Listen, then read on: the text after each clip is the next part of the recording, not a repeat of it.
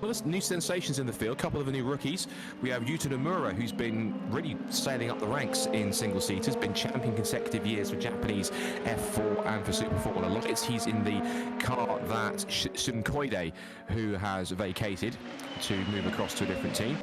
A lot of challenges. I mean, this should be a little bit easier to get the tyres up to temperature than Motegi because it's a much rougher track surface. This is a track surface where Europeans tend to fare quite well because it is somewhat similar to what they're used to. It's not glass smooth like we have at the newly resurfaced Motegi and places like Suzuka and Fuji. In terms of other push laps, still waiting for the likes of Sato, Sasahama, Fukutsumi. Here comes Najiri, last year's pole sitter. Karime second, he's 4 thousandths off the best time.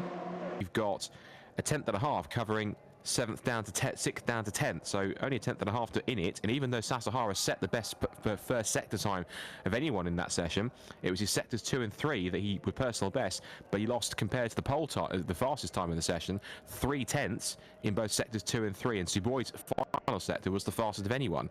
Means that the difference between getting through to Q2 and being as far down in that session as 10th or 11th. Bottoming out there a little bit as he approaches the first corner, of course, having had those issues in oh, he's spun. Ooh. Oh, he's off into the barriers, so that's going to be almost certainly a red flag, because I don't think that machine's going to go anywhere. Through the final couple of corners, he'll then swing onto the pit straight, punch it towards the line, and his time, top of time, 1:26.5. I think that's even 2 tenths quicker than last year's pole time. That's incredible stuff from Iwasa. That's an indicative benchmark for what's going to happen later on. And to do so from the second half of the field, but there's the results from Group B of Q1. So Iwasa with a top time 1:26.524, quickest from Otta, Fenestraz, Fraga, Oyu, and Roman Stanek, making his second Q2 appearance in 3 from his relatively brief so far experience in Super Formula. That means now we'll go forwards to Q2. This is one circuit where you definitely do not want to be too close to the car in front, especially in the final sector, because you'll just lose all sorts of lap time as you struggle in the dirty air. So absolutely crucial that you get your positioning right here. And let's see if Najiri can pick that one up.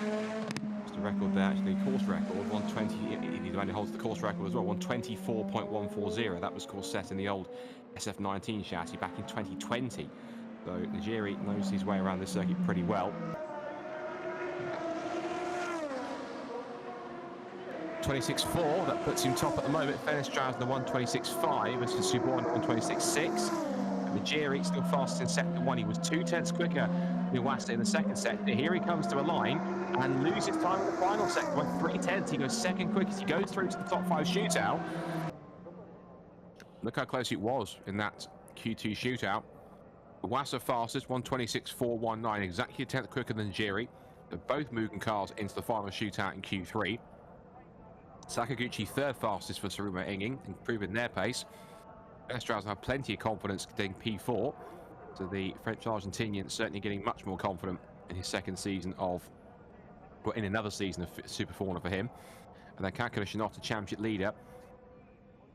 I think what's interesting here now is this, you know, how far do you go with the setup? I mean, as we mentioned before, if you get through to Q3, you're going to start the race from no lower than 5th. This is fascinating, isn't it? I mean, it's something new. I think it's a good innovation because it does give these single-header qualifying sessions a little bit more clout, a little bit more weight, a little bit more for the fans to enjoy on a Saturday. This is Iwasa's last qualifying lap of the weekend. Across the line he goes. Punches in a 1:25.866 with a great time and a great final sector 2. Otter's not that far off. He was quickest in sector 1. He's quicker than Iwasa by a tenth. He's lost it back, half a tenth or so back from sector 2. We're going to go around the exit, gets sideways as he goes to the line. Cross line he goes and misses out by just under 3 tenths of a second. Comes out of the number 1 car. Teammate Najiri pulls up alongside him. He'll start geographically behind him on the second row, and that's how much that pole means. He's delighted, and no wonder. Pole position for round 3. There is the confirmation that Iwasa is 1 million yen richer. Here's how the grid sets to look for racing tomorrow. It's Iwasa on pole with Osra alongside the champion and the championship leader on the front row together. That's a really tasty prospect for turn one. Najiri third fastest from Fenestras to Sakaguchi, then the rest and sixth downwards. Shotsuboi, Ren Sato, Tatsuke Makino, Igor Fraga and Rei Fukutsumi in the top 10 ahead of Toshiki Oyu and Rowan Stanek. Then from 13th downwards after the Q1 results, it's Zako Sullivan starting mid-pack, the two KCMGs of Yamashita and Nanaka. Then it's Rakuto Kobayashi, Luke Browning only 17th.